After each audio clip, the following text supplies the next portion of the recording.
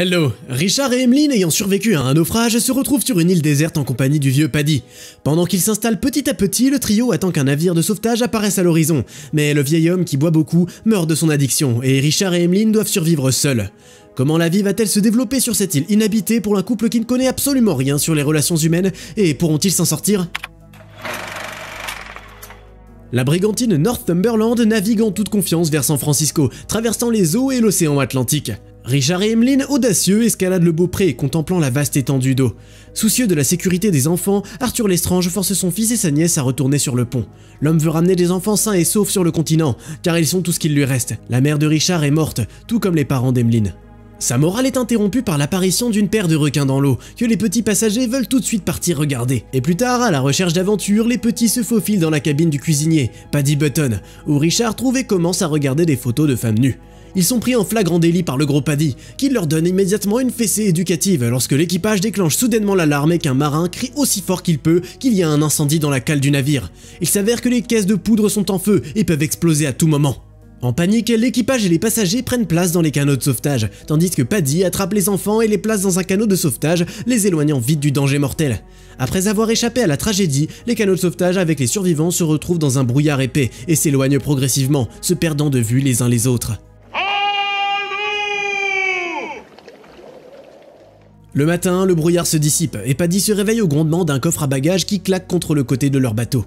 Le problème, c'est qu'il n'y a pas de nourriture ou d'eau à l'intérieur, seulement une boîte de musique, des robes et un stéréographe avec des photographies. Après avoir erré jusqu'au coucher du soleil, le vieil homme fait oublier à Richard et Emmeline leur soif insupportable en leur racontant une histoire sur le soleil qui grésille alors qu'il disparaît sous la surface de l'eau. Le lendemain matin, les voyageurs épuisés se réjouissent car leur bateau arrive sur une île verdoyante.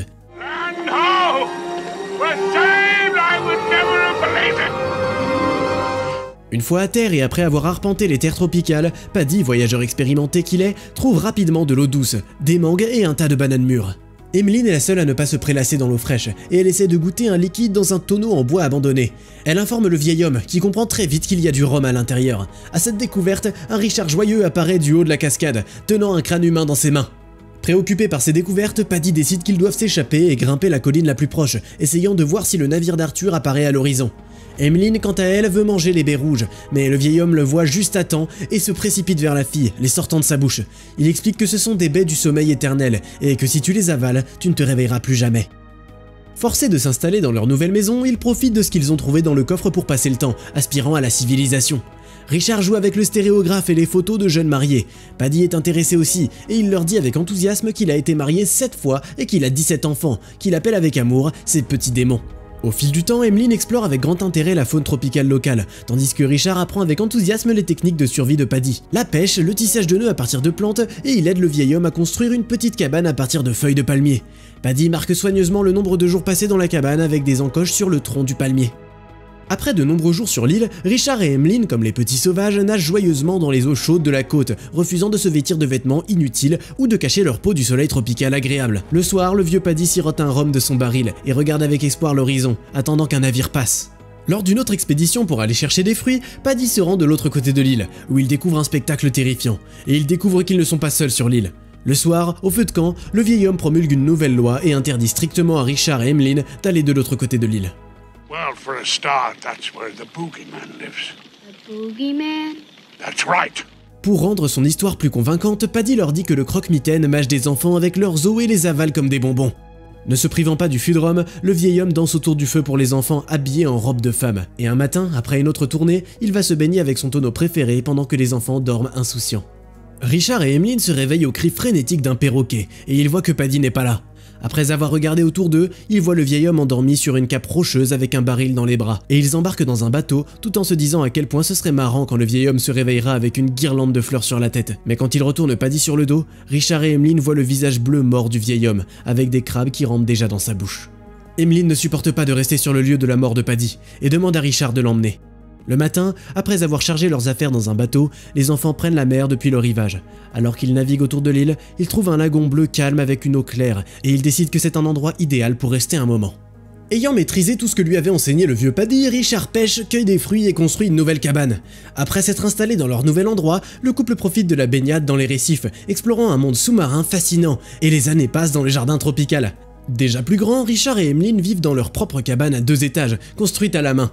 Mais la vie tropicale idyllique est maintenant remplie d'interminables querelles d'adolescents. Why are we always fighting so much? I don't know.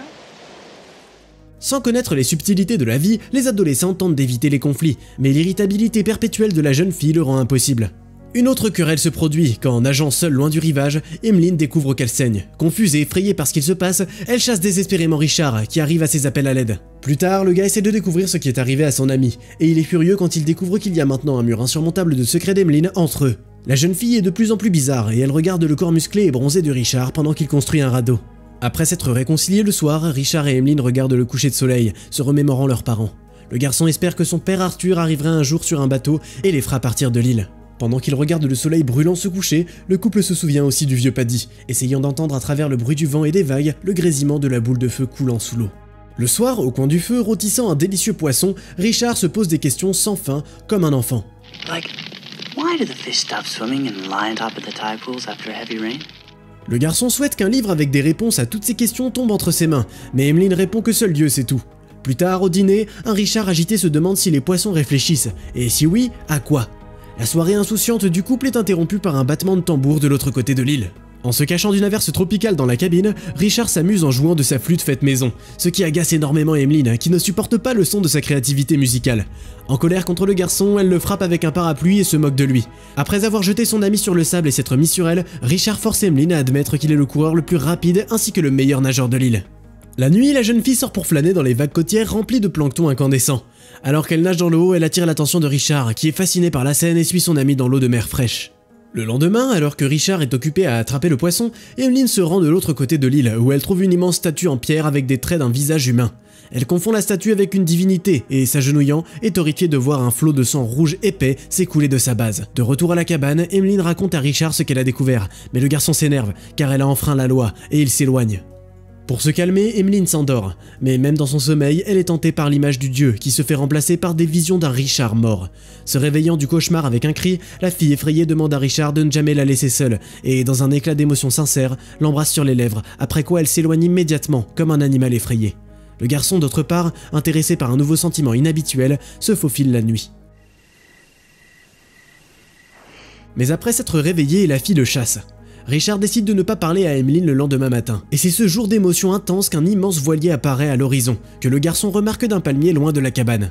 Et Emmeline, raccrochant tranquillement son linge, n'allume délibérément pas le feu de signalisation au sommet de la colline, ce qui irrite encore plus Richard. Furieux, il charge ses affaires sur un radeau et veut se diriger vers San Francisco, laissant Emmeline sur le rivage. Mais le radeau coule comme une pierre, après avoir passé à peine quelques mètres. Emmeline retrouve Richard avec des railleries, ce qu'il ne prend pas très bien. Dans le feu de l'action, la fille le frappe sur la tête avec une noix de coco, et le garçon riposte en la giflant fort, avant de retourner à la cabane pour jeter ses affaires et l'envoyant chercher un autre abri. Emmeline, fière, essayant de trouver sa propre nourriture, marche sur un poisson venimeux et attrape une fièvre sévère. C'est dans cet état que Richard la retrouve, et l'expression triomphante disparaît instantanément de son visage. Dans une crise de délire, la jeune fille supplie de se faire emmener à la statue du dieu, et Richard, effrayé, exauce consciencieusement son vœu et prie désespérément pour que son ami soit sauvé. Après avoir passé une nuit au pied de la divinité, Emmeline se remet, le couple se réconcilie et ils oublient toute leur querelle. Ils profitent insouciamment de la vie tropicale comme avant, cédant peu à peu à leur attraction mutuelle. Leurs jours sur l'île se remplissent d'un amour dévorant les uns pour les autres et pour ce monde. Les amoureux ne sont jamais séparés, et ils profitent de leur vie idyllique. Constamment attiré par Emmeline, Richard ne laisse même pas la fille manger assez, ce qu'elle fait beaucoup plus souvent ces derniers temps. Et un jour, la fille vomit après avoir mangé. En raison de son état aggravant, Emmeline refuse l'intimité de Richard, révélant qu'elle ne va pas bien. Elle a un ventre arrondi. Richard entend le son des tambours de l'autre côté de l'île et prend le chemin vers la statue de la divinité. Regardant de sa cachette, il voit une danse incompréhensible des aborigènes autour d'un feu, qui se termine par un sacrifice cruel. Complètement effrayé, il se précipite vers la cabane, à la recherche d'Emmeline, dont les cris désespérés viennent de quelque part dans la forêt. Imaginant des images terribles des aborigènes la massacrant, il retrouve Emmeline, indemne. Mais la jeune fille respire lourdement, se serre le ventre, incapable de prononcer un mot, assourdissant l'air de ses cris désespérés, soudainement interrompus par les cris d'un nouveau-né. La raison de sa naissance reste un mystère pour le couple. Why did you have a baby? I don't know. Après ce qu'il a vu pendant la nuit et avec la naissance de leur enfant, Richard commence à aiguiser des lances au cas où les indigènes sanguinaires attaqueraient, et il a l'intention de poignarder impitoyablement quiconque arrive dans leur territoire. Les jeunes parents sont complètement absorbés par leur nouveau-né, et les premiers jours sur l'île semblent être merveilleux avec lui. Emmeline passe des moments tendres et adorables avec le bébé, qu'elle partage avec enthousiasme avec Richard, qui lui apprend à nager sous l'eau. À partir de ce moment-là, le trio devient inséparable tant sur terre que dans l'eau. Les jeunes parents offrent à leur bébé aux cheveux blancs la meilleure enfance possible sur une île déserte. Ils construisent des navires, montent des tortues et jouent à des jeux espiègles pour aider le petit Paddy en pleine croissance à explorer le monde qui l'entoure. Dans cette idylle tropicale, Richard attend toujours qu'un navire arrive à l'horizon, et il passe parfois du temps à la tour de guet avec Paddy, regardant au loin.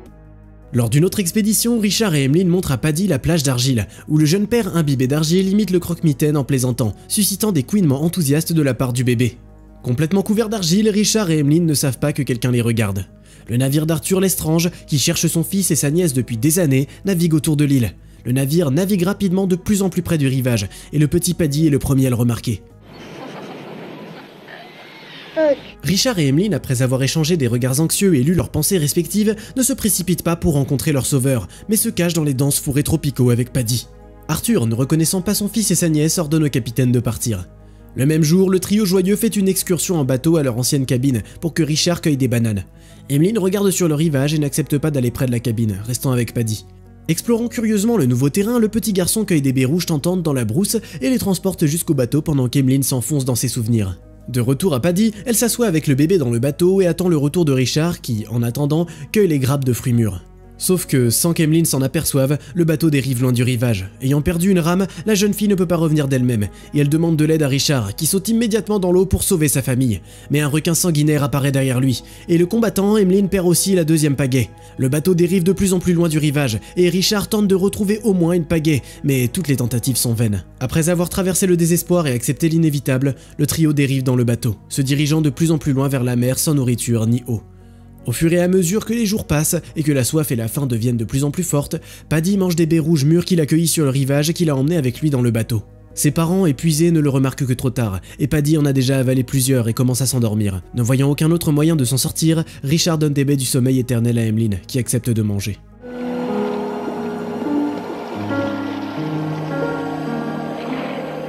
La brigantine rapide navigue toujours dans les eaux de l'océan Atlantique. Un guetteur sur le mât dit à Arthur qu'il voit un bateau sur le côté bâbord. Le capitaine donne l'ordre de descendre un canot de sauvetage dans l'eau et s'approche du navire dérivant, reconnaissant les visages adultes de son fils Richard et de sa nièce Emmeline. Il demande anxieusement au marin s'ils sont morts, et celui-ci répond qu'ils sont vivants et juste endormis. Comme toujours, tu peux trouver le titre du film dans la description de la vidéo. En attendant, fais-nous savoir dans les commentaires si tu penses que le vieux Paddy a dit que les baies étaient toxiques afin qu'il ne mange pas tout ce qu'il trouve sur l'île, ou si le marin s'est tout simplement trompé. Puis n'oublie pas de liker cette vidéo et de t'abonner à la chaîne pour ne pas rater la prochaine vidéo géniale.